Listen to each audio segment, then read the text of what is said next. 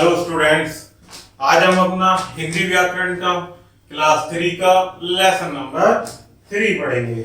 इसका नाम है शब्द विचार। It means morphology. तो आइए प्यारे बच्चों शुरू करते हैं। ध्यान से पढ़ो और समझो। इसमें कुछ ये चित्र दिए गए हैं, जैसे ये क्या है, उपवन, ये मोटर। इट मीन्स ये संधि विच्छेद में दिया गया है। उपवन को हम क्या लिखेंगे, उ प्लस पे ए व ए न ए। तो ये क्या बन जाता है, उपवन। इसी प्रकार से मैं ओ पे ए र ए, ये क्या बन जाता है, मोटर। उपवन तथा मोटर शब्द कई वर्णों के मिलने से बने हैं। शब्द का निर्माण वर्णों के मेल से होता है। अर्थात किसी भी शब्द का निर्माण कैसे होता है बच्चों, वर्णों के मेल से। शब्द दो या दो से अधिक वर्ण मिलकर जब एक निश्चित अर्थ देते हैं तो वे शब्द कहलाते हैं। जैसे घ ए र ए, तो ये मिलकर क्या बना, घर।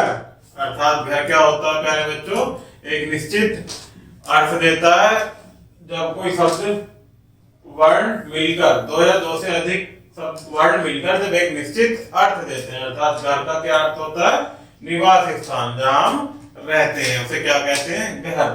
तो ये हमारा एक शब्द है। शब्द भंडार भाषा में प्रयुक्त होने वाले विभिन्न प्रकार के शब्दों के समुदाय को शब्द भंडार कहते हैं। अर्थात विभिन्न प्रकार के शब्दों के समुदाय को, जहां बहुत सारे अधिक शब्द होते हैं, उसे क्या कहते हैं, शब्द भंडार कहते हैं। शब्दों का वर्गीकरण। शब्दों का वर्गीकरण निम्नलिखित 4 आधारों पर किया जाता है। कि कौन कौन से आधारों पर शब्दों का वर्गीकरण किया जाता है प्यारे बच्चों, जिसमें पहला है उत्पत्ति के आधार पर, दूसरा है बनावट के आधार पर, और तीसरा होता है प्रयोग के आधार पर, और लास्ट वन फोर्थ अर्थ के आधार पर। तो हमारे शब्दों का वर्गीकरण हम 4 प्रकार से कर सकते हैं। तो इसमें पहला देखते हैं उत्पत्ति के आधार पर। उत्पत्ति के आधार पर शब्द के 4 भेद होते हैं। शब्द को 4 आधार पर वर्गीकरण किया जा सकता है। उसमें पहला होता है उत्पत्ति के आधार पर। उत्पत्ति के आधार पर भी शब्द के 4 भेद होते हैं। तो इसमें पहला कौन सा प्यारे बच्चों, तत्सम शब्द। आइए देखते हैं तत्सम शब्द किन्हें कहते हैं।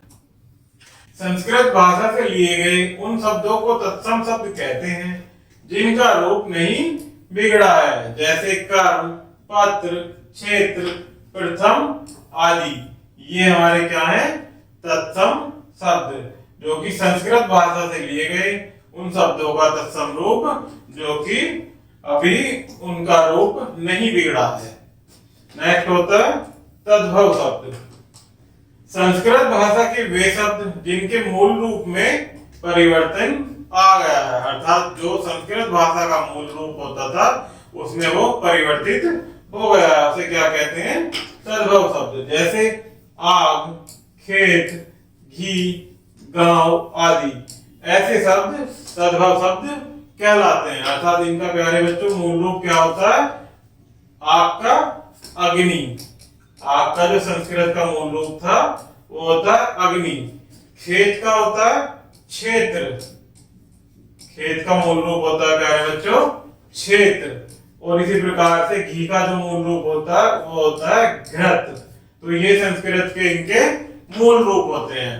तो इनका जो है मूल रूप में परिवर्तन आने के कारण ये रूप बन गया है। अग्नि का आग, क्षेत्र का खेत, घी का घृत और गांव का ग्राम होता था मूल रूप। तो ग्राम से गांव बन गया। अर्थात ये ऐसे सब क्या कहलाते हैं, तद्भव शब्द।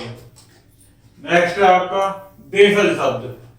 वे शब्द जो स्थानीय बोलियों से हिंदी भाषा में लिए गए हैं। अर्थात जो हमारी स्थानीय भाषा होती है वहां हमारे स्थानीय बोली में हिंदी भाषा में लिए गए हैं, जैसे पेट, लोटा, झाड़ू, पगड़ी, झटपट आदि। ये हमारे जहां हम रह रहे होते हैं वहां की हमारी स्थानीय भाषा से हिंदी भाषा में लिए गए शब्द होते हैं, जिन्हें हम देशज शब्द कहते हैं। नेक्स्ट, विदेशी शब्द। वे शब्द जो दूसरी भाषाओं से हिंदी भाषा में लिए गए हैं, अर्थात इन्हें क्या कहते हैं? विदेशी शब्द, जो दूसरी भाषाओं से, अन्य भाषाएं हैं उनसे हिंदी भाषा में लिए गए हैं, जैसे college, pencil, station, radio, pen. ये हमारे अंग्रेजी भाषा से लिए गए शब्द हैं। आसमान, बाजार, बाग, कागज, रोज, ये हमारे फारसी भाषा से हिंदी भाषा में लिए गए शब्द हैं। औलाद, अमीर, कलम, खत, आदमी, ये हमारे अरबी भाषा से लिए गए शब्द हैं। तो ऐसे शब्दों को, जो अन्य भाषा से लिए गए शब्द होते हैं, उन्हें क्या कहते हैं प्यारे बच्चों? विदेशी शब्द। नेक्स्ट होता है आपका शब्द की जो वर्गीकरण किया गया था वो 4 प्रकार से। दूसरा इसमें बनावट के आधार पर। बनावट के आधार पर शब्द के 3 भेद होते हैं, जिसमें पहला है रूढ़ शब्द, दूसरा यौगिक शब्द और तीसरा योग रूढ़ शब्द। तो इसमें प्यारे बच्चों पहला देखते हैं रूढ़ शब्द। जिन शब्दों के खंडों का कोई अर्थ नहीं होता है उन्हें रूढ़ शब्द कहते हैं। अर्थात जब हम किसी शब्द का खंड करते हैं तो उनका कोई अर्थ ना निकले, ऐसे शब्द को क्या कहते हैं? रूढ़ शब्द। जैसे कमल, कै, मैं, ल, अर्थात इनका कोई अर्थ नहीं होता, इनके खंडों का। जैसे हाथी, हा, थी, इनके खंडों का कोई अर्थ नहीं है, तो इन्हें क्या कहेंगे? रूढ़ शब्द। नेक्स्ट होता है यौगिक शब्द। जो शब्द अन्य शब्दों के योग से बनते हैं उन्हें यौगिक शब्द कहते हैं। इनके प्रत्येक खंड का अर्थ होता है, अर्थात अन्य शब्दों के योग से बनते हैं और उनके प्रत्येक खंड का अपना एक अर्थ होता है। जैसे हिमालय, हिम प्लस आल्य, अर्थात इसमें हिम का क्या अर्थ होता है प्यारे बच्चों? बर्फ, और आल्य मीन्स वह स्थान जहां बर्फ गिरती है, अर्थात हिमालय। विद्या प्लस आल्य, विद्या का अर्थ होता है हमारी विद्या प्लस आल्य। विद्या मतलब घर, विद्यालय अर्थात पढ़ने का स्थान। महासागर या महानगर, तो हमारा इसका क्या खंड होगा? महा प्लस नगर, और इनका प्रत्येक का अर्थ भी होता है। महा मतलब एक विशाल, और नगर मीन्स हमारा एक नगर, तो उसे क्या कहेंगे? हमारा महानगर। तो ऐसे शब्दों को क्या कहते हैं प्यारे बच्चों? यौगिक शब्द। नेक्स्ट आता है योग रूढ़ शब्द।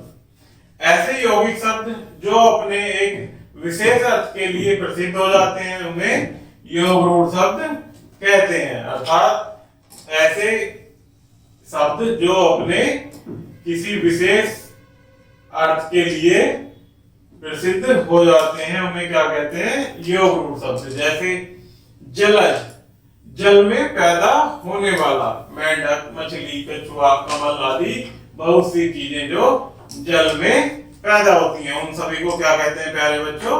जलज। किंतु जलज शब्द कमल के लिए प्रसिद्ध है, अर्थात जलज उन्हें भी कहते हैं जो जल में पैदा होते हैं, और जलज एक अपने विशेष शब्द कमल के लिए भी प्रसिद्ध है। नेक्स्ट आता है आपका 3 प्रयोग के आधार पर।